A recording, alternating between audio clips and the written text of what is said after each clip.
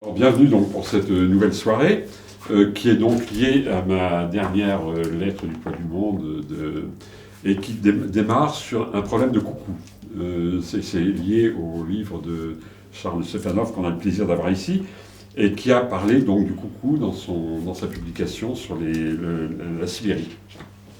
Alors voilà justement un esprit coucou cacasse donc, que l'on trouve dans cette...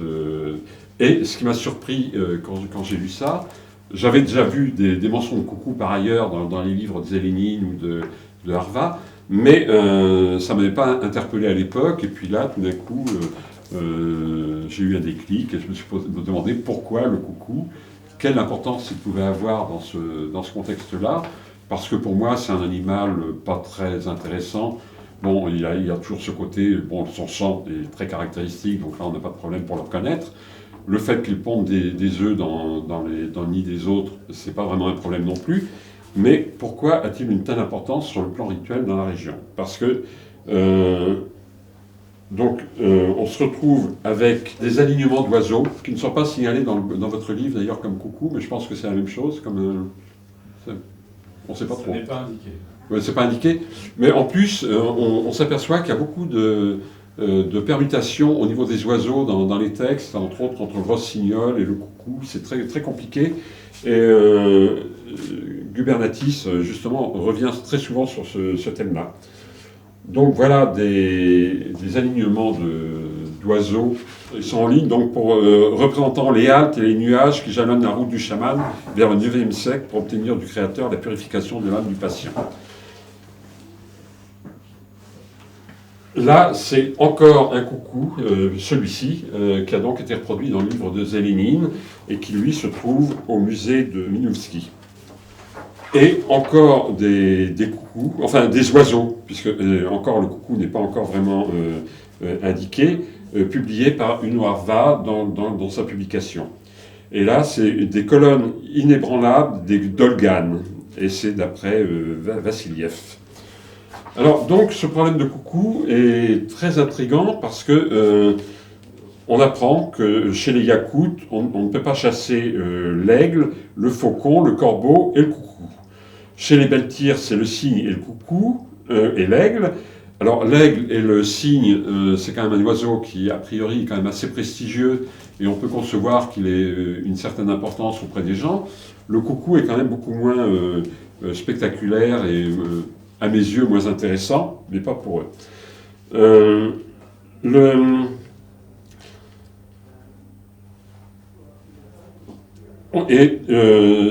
Donc, il indique en plus qu'on apprend que les familles ou les clans yakoutes ont un oiseau protecteur. Il figure l'aigle, le cygne et le coucou. Alors, avoir un oiseau protecteur de la famille, quand on sait que son comportement par rapport à sa ponte et à la manière dont il fait couver ses œufs, c'est quand même un peu bizarre dans le contexte. Et par ailleurs, d'autant plus qu'il est dit que les démons volent sous forme de coucou et seuls les chamans ont le droit d'imiter leurs cris. Cependant, Koulakovski le cite comme oiseau totem des Yakoutes à côté d'autres oiseaux, dont l'aigle et le cygne. Et les Gaules le considèrent comme un bonheur de voir un coucou faire un nid près de leur maison, parce que c'est un porte-bonheur pour la maison. Ce qui est aussi quand même très curieux, dans la mesure où les coucous ne font pas de nid.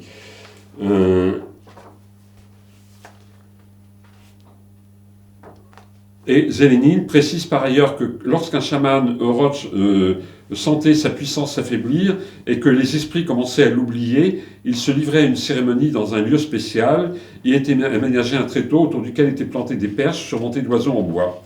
Il note par ailleurs que les Yakoutes plaçaient au pied du corps du chaman défunt une effigie de coucou, rituel noté également par Uno Harva sur les bases des travaux de Priknovski.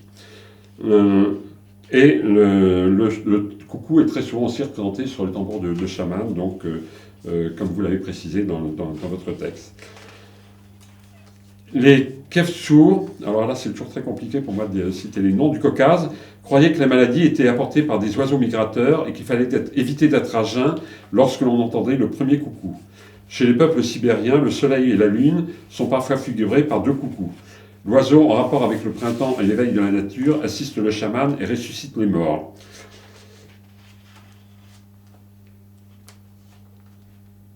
Alors, on s'aperçoit au final que le coucou est lié au dieu de l'orage, et c'est pour ça que j'ai aussi lié à Indra, parce que Zeus, donc le dieu, disons, occidental, pour séduire sa femme, qui était sa sœur, Héra, s'est transformé en coucou mouillé, et l'a mis sur son sein, et ils ont fait l'amour comme ça, et c'est à peu près le même principe qu'il avait utilisé pour séduire Leda, On a oublié le disque. J'avais prévu en début de mettre un disque de la belle Hélène, où Hélène invoque sa mère, Leda, qui a été abusée par son père. Voilà. Et le spectre de Héra est surmonté du coucou. Donc on retrouve cet élément-là, et que l'on retrouve en plus... Ah oui, alors le coucou, c'est lié, ça donne le nom du cocu. Alors,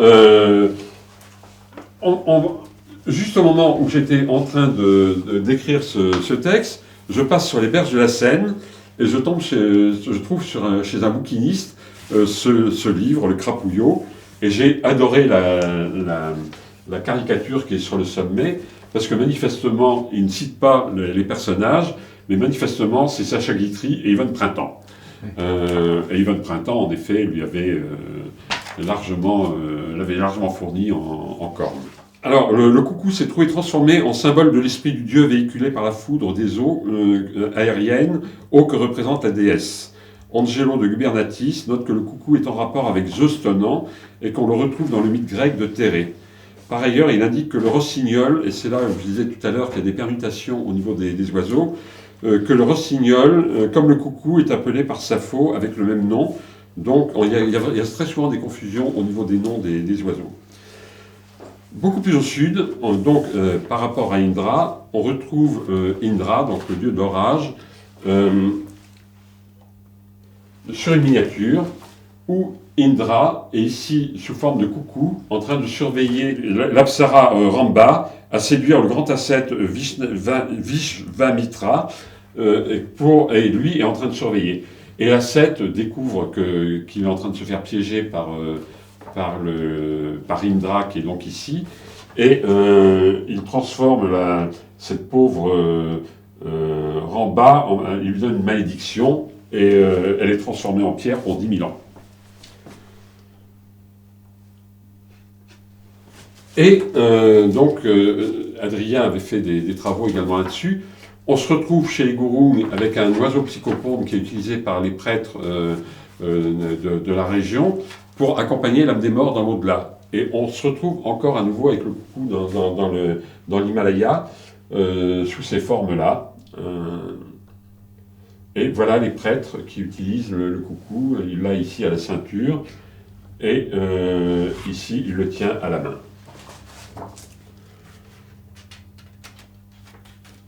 Ce problème avec Indra est quand même assez intéressant, parce que Indra, l'oiseau ici est dans un cadre psychopompe, mais Indra est également psychopompe pour accompagner l'âme des morts dans l'au-delà.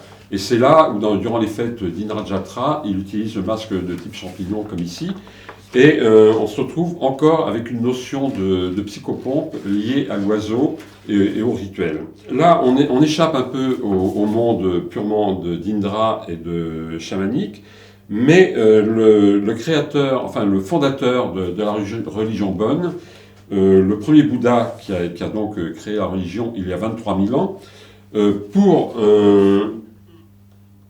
alors voilà donc le coucou indien. Et voilà donc, je parlais d'Indra, donc voilà un masque d'Indra en métal repoussé utilisé durant les fêtes d'Indra Jatra.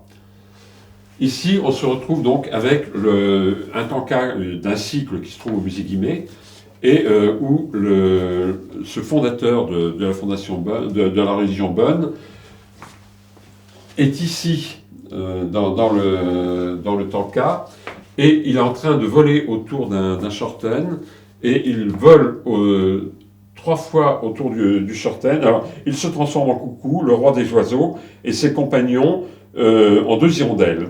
Il se pose sur le sommet du stupa, situé au nord-est du mont Yangdrengsen, au centre du pays sacré, et accompagné de jeunes gens et de jeunes filles. Sa future mère est en train de tourner autour du stupa, en train de faire sa déambulation, et il chante pour lui annoncer sa prochaine venue. Donc on retrouve encore le coucou dans ce contexte-là. Donc je vous précise bien qu'en effet ce n'est pas ni dans le cadre de l'hindouisme ni du chamanisme, mais ça indique quand même l'importance du coucou dans ce contexte local. Alors, ce qui est aussi curieux dans l'étude qui a été faite par le musée Guimet sur le sujet, c'est qu'on nous dit dans un premier temps que le coucou c'est le roi des oiseaux, et après c'est le héron qui devient le roi des oiseaux. Et alors, est-ce que c'est cet effet de donner des appellations différentes à différents moments? Je ne sais pas. Il y a eu une publication à Tomsk en Sibérie, où il est dit que les personnes qui sont mortes dans le monde du milieu naissent à nouveau dans le monde inférieur, leur vie faisant marche arrière jusqu'au moment de leur renaissance. Puis la personne réapparaît dans le monde du milieu sous la forme du nouveau-né. Si son berceau est en bouleau, donc en principe c'est l'arbre des chamans en plus, le bébé reçoit la protection du Dieu suprême qui est informé par le coucou. Si le berceau est en cèdre, c'est pour une personne qui va au monde du milieu, au monde inférieur, et le dieu des enfers le découvre grâce à l'Amanit Tumouche. Amanit Tumouche qu'on va revoir dans la deuxième partie avec le soma.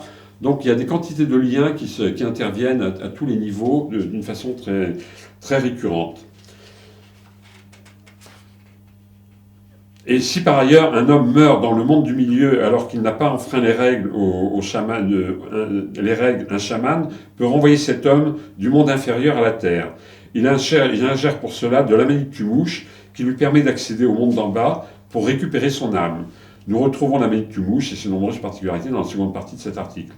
Et enfin, une autre particularité du coucou, qui échappe encore complètement à ce contexte, mais qui rejoint un peu Zeus, dans la pièce d'Aristophane, Les oiseaux. Donc les oiseaux sont en conflit avec les hommes et avec les dieux, et décident de construire dans les airs une cité. Et donc c'est destiné à capter la fumée des offrandes qui sont destinées aux dieux, donc affamer les dieux, dont Zeus.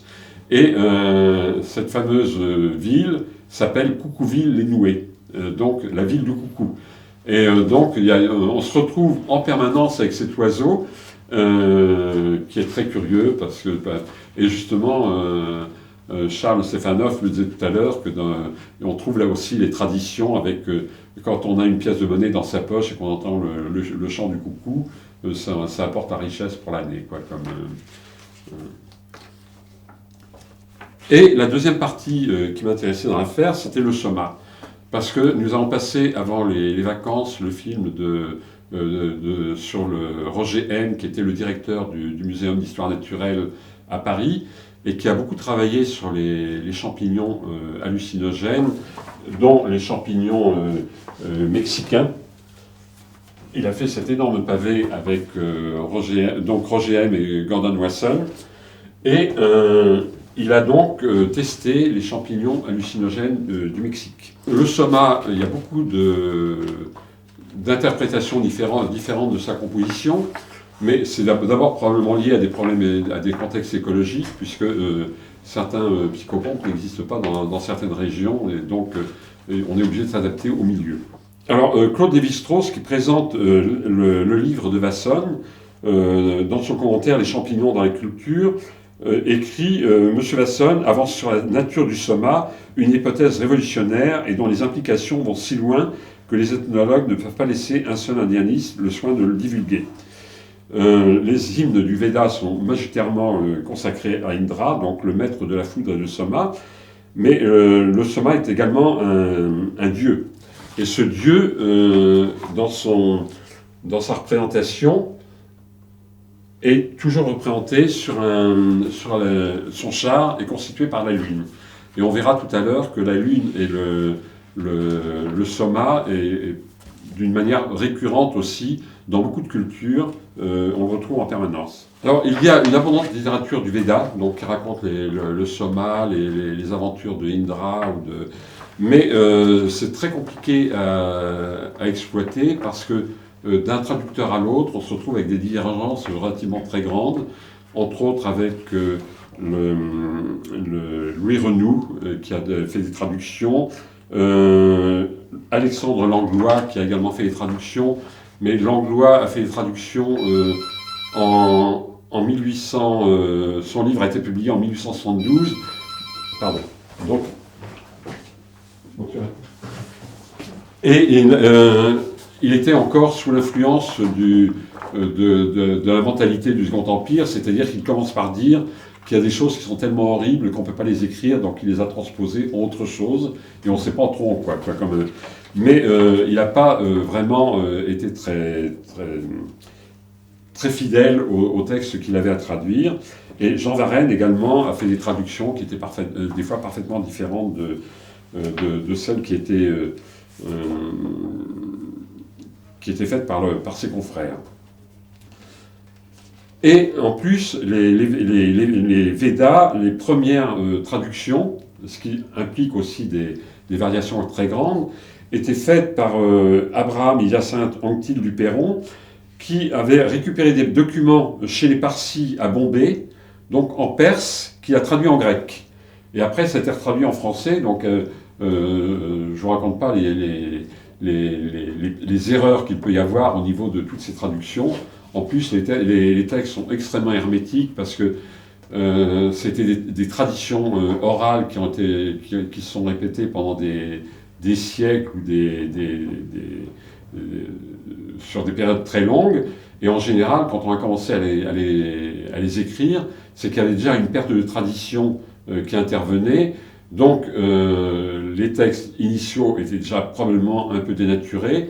Et en plus, comme c'était quand même des choses ésotériques, ils ont employé des codes pour interpréter ces textes. Et quand on n'a plus les personnes qui savent le fin mot de l'affaire, on se retrouve avec des choses quand même assez incompréhensibles, où on trouve très souvent les troupeaux de vaches et les trucs, mais qui sont quand même vraiment très bizarres dans un contexte de cette nature.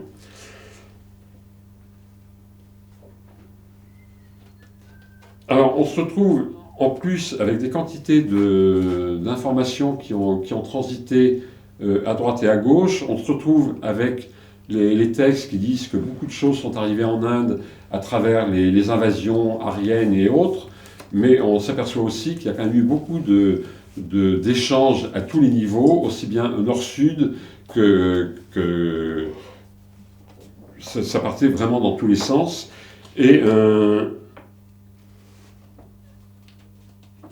Et donc, on se retrouve avec des lignées divines en Inde, dont fait partie Indra, qui sont des descendants de Kasyapa et de Aditya. Et suivant les textes, on se retrouve avec 8, 10 ou 12 dieux qui se partagent la gestion de l'univers. Ce qui veut dire qu'il y a des permutations, des chevauchements de certains de leurs pouvoirs à certaines périodes. Et en plus, comme les textes ont été écrits sur des périodes relativement longues, dans des régions assez éloignées, on se retrouve avec des choses, des fois, un peu difficiles à interpréter.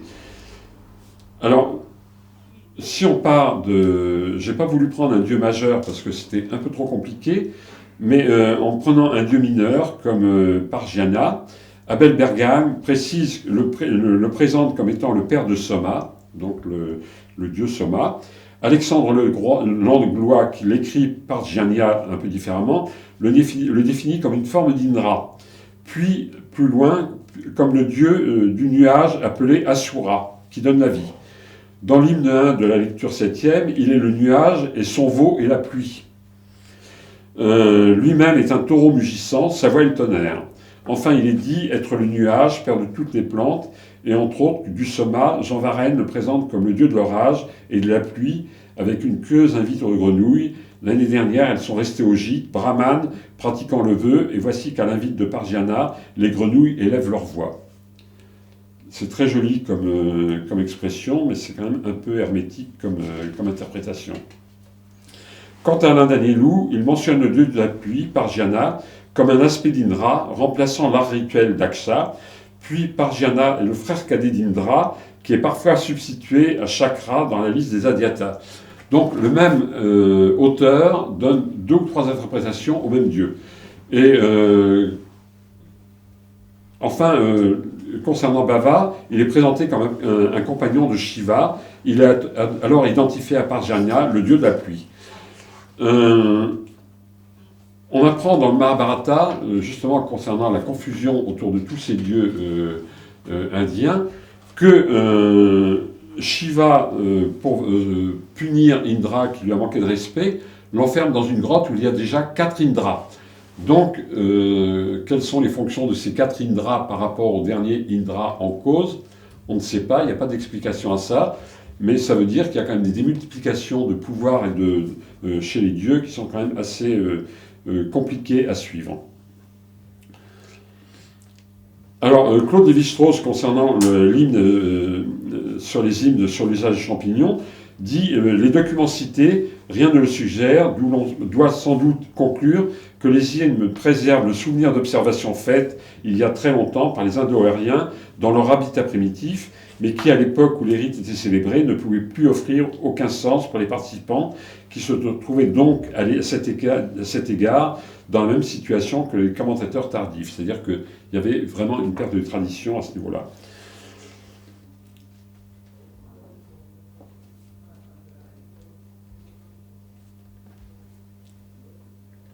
Alors, Anne-Marie Lotte, par ailleurs, note que Indra est un dieu qui est pré-védique, donc qui est beaucoup plus ancien que les dieux tels que Vishnu et autres, et on se retrouve avec des classifications de dieux qui sont extrêmement complexes et avec des rapports entre eux qui sont très compliqués.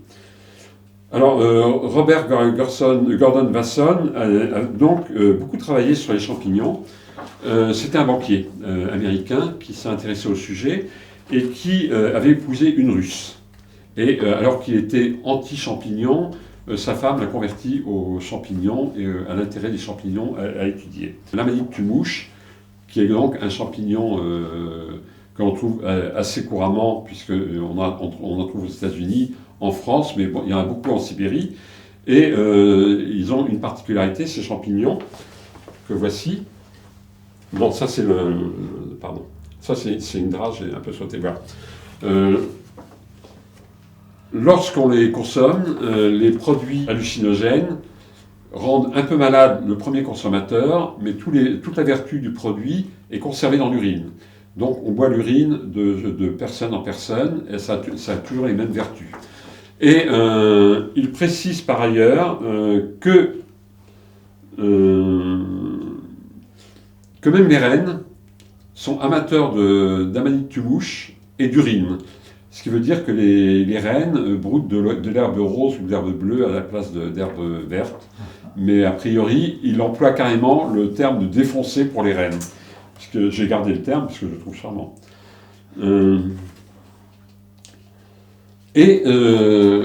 Si l'amanite tumouche est utilisée dans un contexte sacré, c'est également utilisé dans un contexte familial ou amical, parce que Jacques Ottet, dans son livre sur les champignons dans la nature, relate qu'en 1900, le gouvernement américain avait envoyé au nord-est de l'Asie une mission chargée d'une étude ethnographique des peuplades de cette région.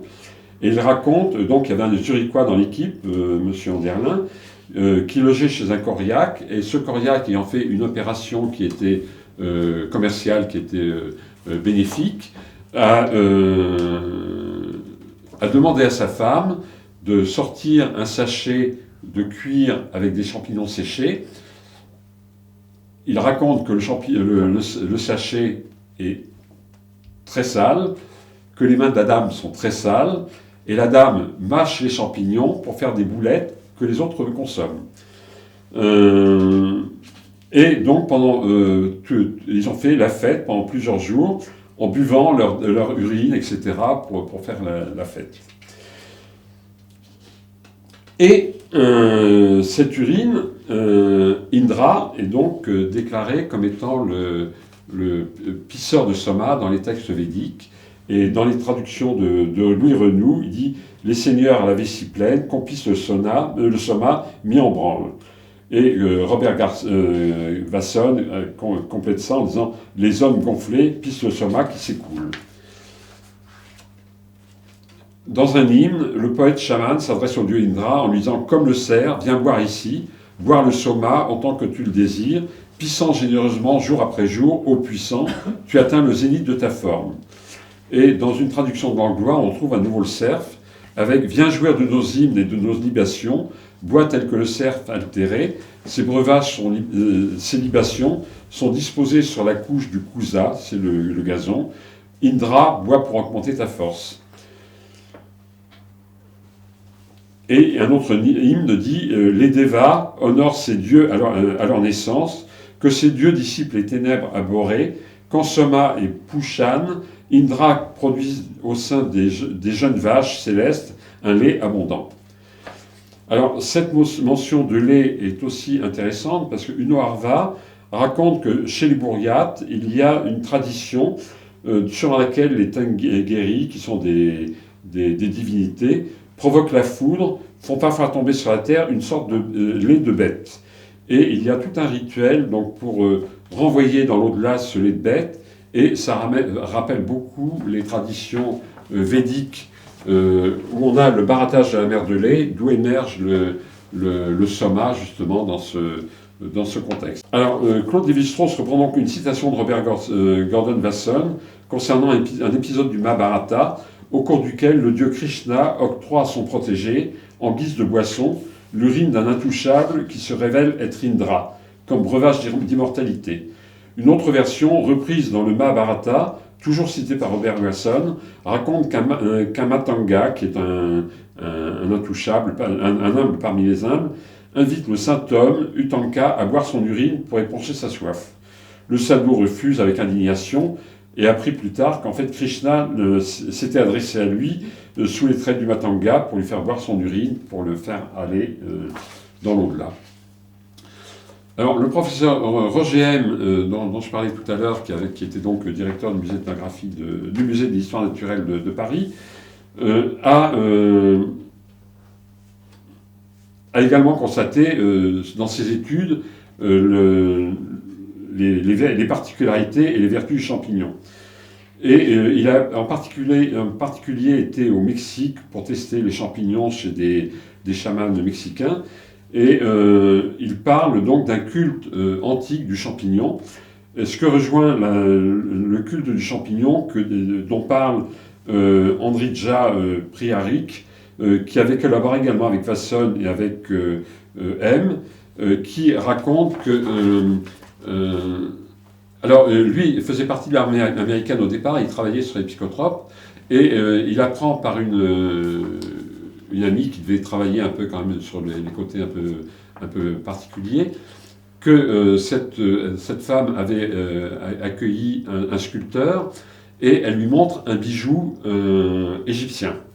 Le sculpteur prend le bijou égyptien dans sa main, entre en transe et se met à parler égyptien ancien.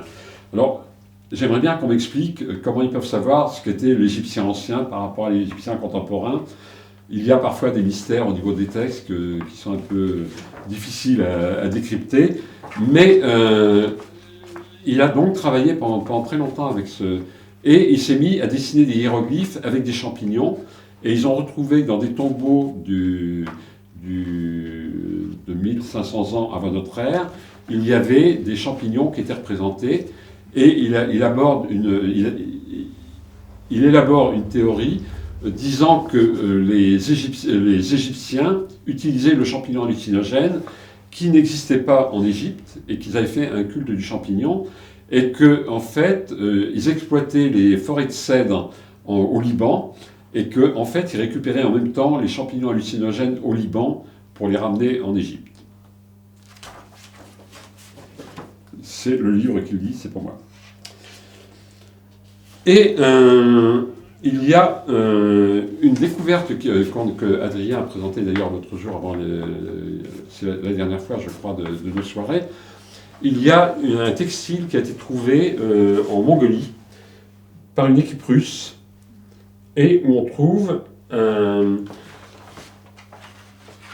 une broderie. Alors il y avait une cape et peut-être un manteau, avec un personnage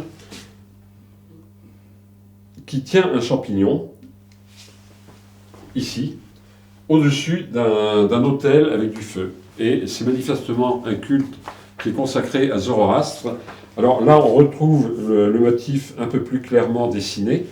Et en fait, là, on n'est pas dans de l'Amanitue-mouche, mais on est dans un Strophaire coronil.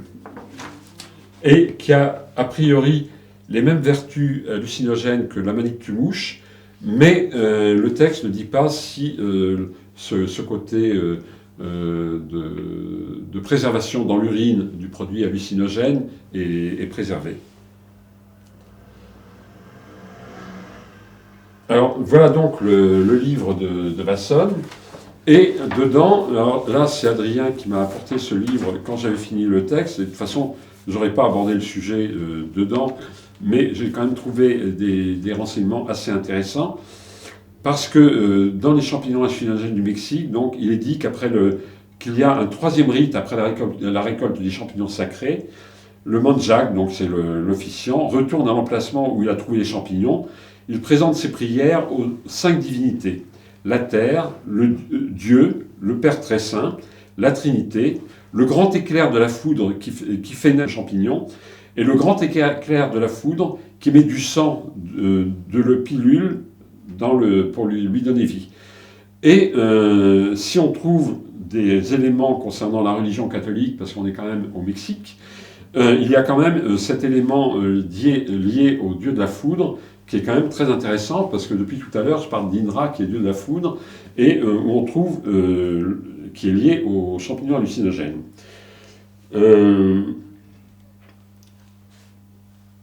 Et il cite un texte de Don Aristéo, qui est donc un des officiants de ce champignon, qui dit que l'éclair de la foudre est la force de la terre.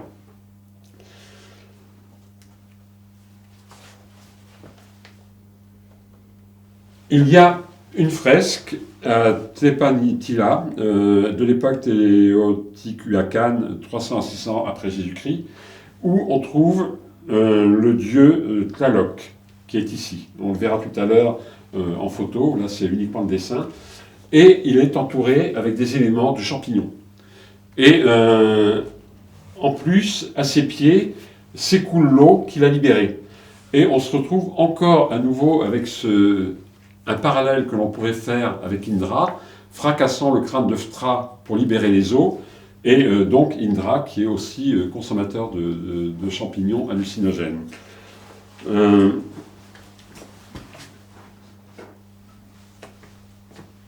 Voilà donc ce fameux dieu Tlaloc, donc ce seraient des champignons qui figurent dans son costume, et donc voici les motifs redessinés de ces champignons, qui sont mélangés d'ailleurs avec des coquillages, parce qu'a priori il y avait une pulvérisation de coquillages pour faire une poudre, pour mélanger pour la consommation du champignon.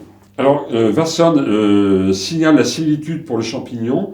Pour désigner ces derniers, la métaphore chair ou viande est répandue dans tout le monde entier, habituellement en association avec un autre mot. Elle figure dans le vocabulaire des Tibétains et elle est commune dans les langues aryennes de l'Afghanistan et du Cachemire. Et par ailleurs, il y a un chercheur américain en 1898, Daniel Brinton, qui a publié un texte où il a constaté que dans les homophones d'un dialecte maya, il y a pour le mot lune et champignon les mêmes bases. Alors, il paraît que son texte a été par la suite contesté, mais c'est quand même intéressant de voir cette comparaison avec la lune et le champignon, puisque tout à l'heure, on a vu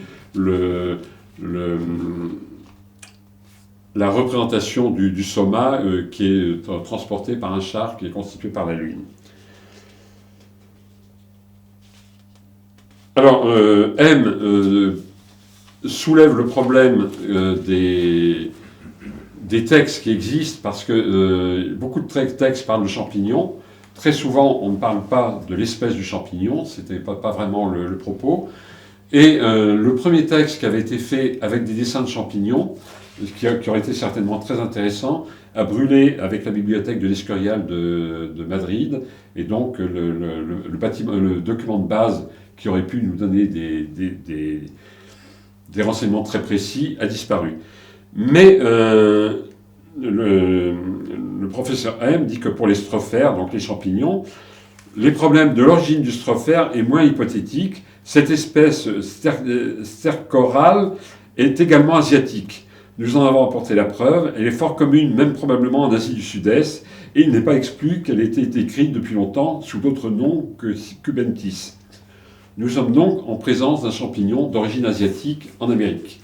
Alors, est-ce qu'on peut faire un rapprochement entre le dieu de l'orage mexicain, Indra, c'est très délicat, mais on ne peut pas faire l'impasse sur le fait qu'il y a quand même des rapprochements qui sont troublants entre les deux, quoi, quand même. Voilà.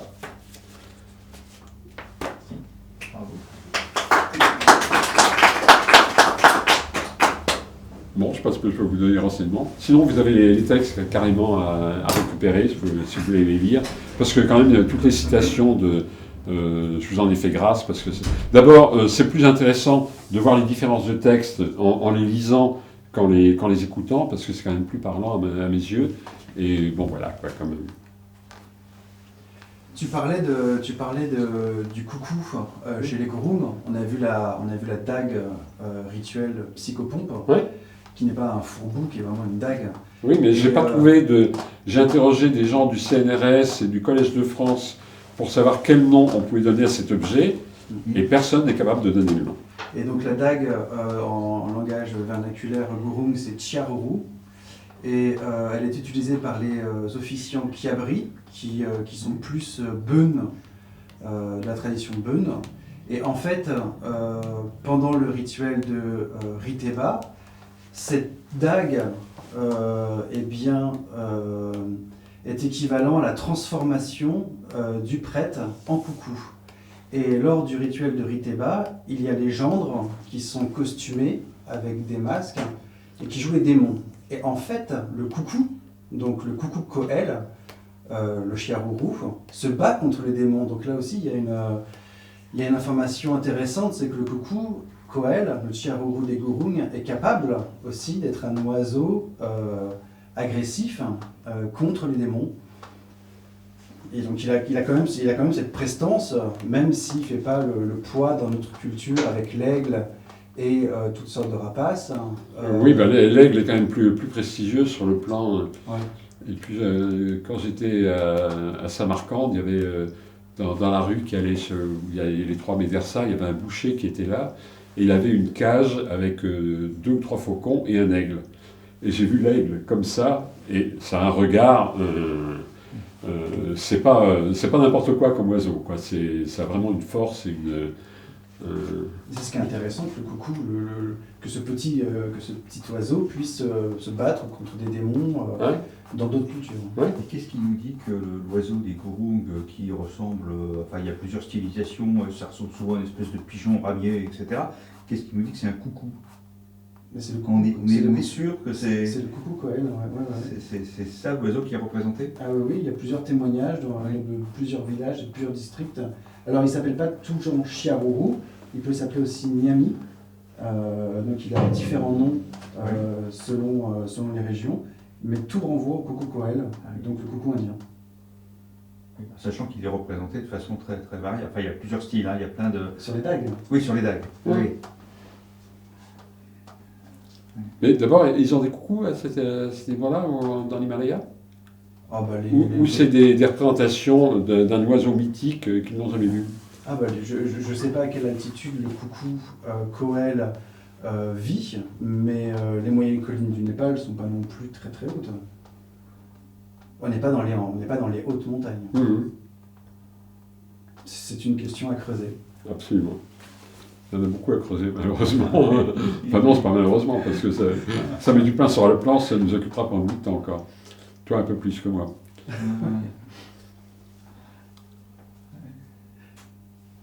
Mais on voit que dans toutes les traditions, chez Tchepong du Népal aussi, ils ont un oiseau.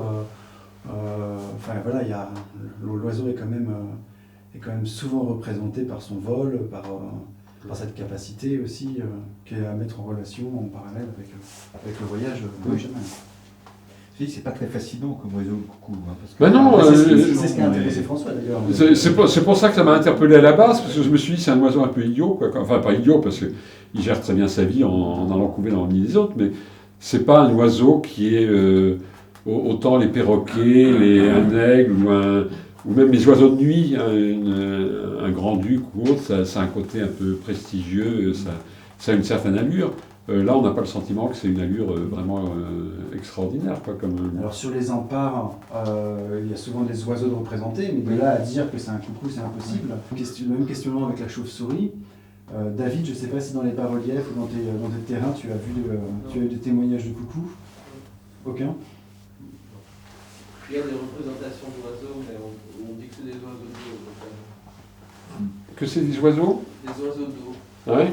C'est vrai que le pigeon himalayen, le coucou, oui, ça fait partie.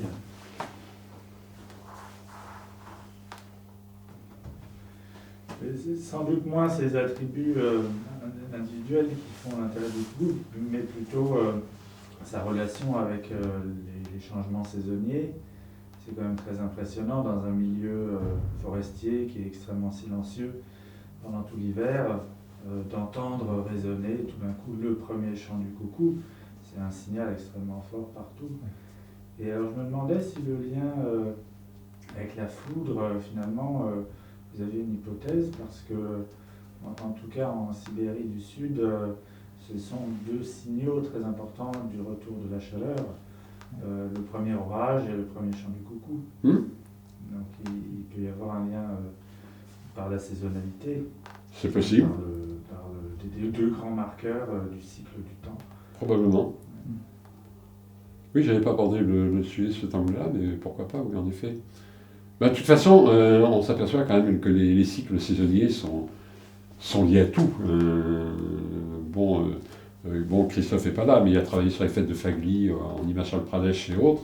Et tout ça, c'est lié à des cycles saisonniers. On retombe toujours sur l'équinoxe de printemps, sous tout un tas de... c'est assez récurrent comme dans toutes les traditions, ce genre de... Aussi bien dans le carnaval en Occident qu'en Asie, en fait.